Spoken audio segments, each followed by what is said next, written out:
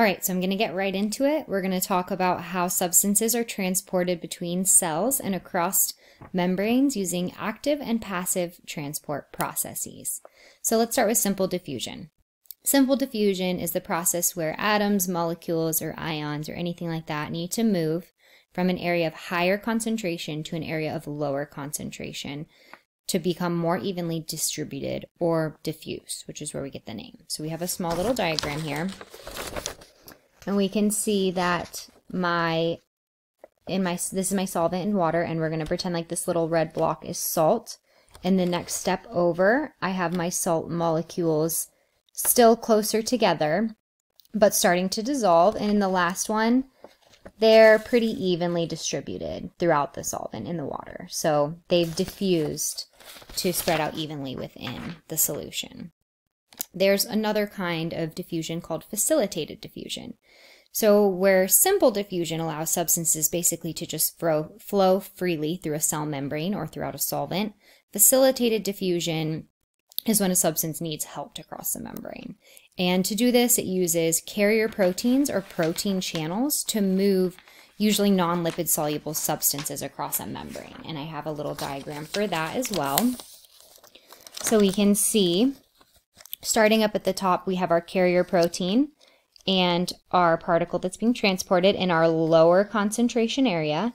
And then we need to come down to the second step, and we can see our carrier protein again, and our particle being transported from the bottom, from the area of lower concentration, into the area of higher concentration here.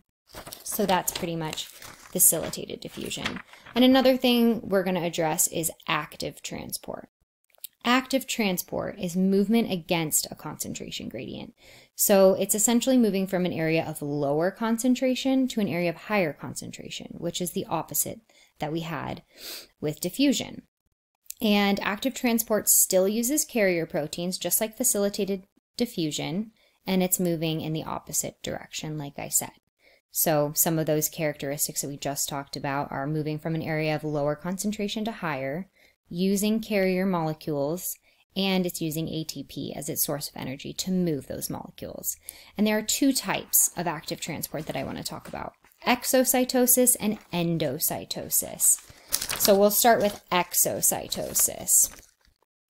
Exocytosis is the movement out of a cell. So exocytosis is the packing of a substance that's made in the cell, and it's formed into a vesicle, which fuses with the cell membrane and then is released outside of the cell. And we have our little diagram for that right here. So we can see at the start there's a substance inside of the cell membrane. It's moving towards the outer edge of the cell membrane and forming a vesicle. And then that is pushed outside of the cell, as we can see in these last two steps. So then endocytosis is basically the opposite process for particles that are too large to move into a cell on their own. They're transported much in the same way that exocytosis happens when it's removing something from a cell.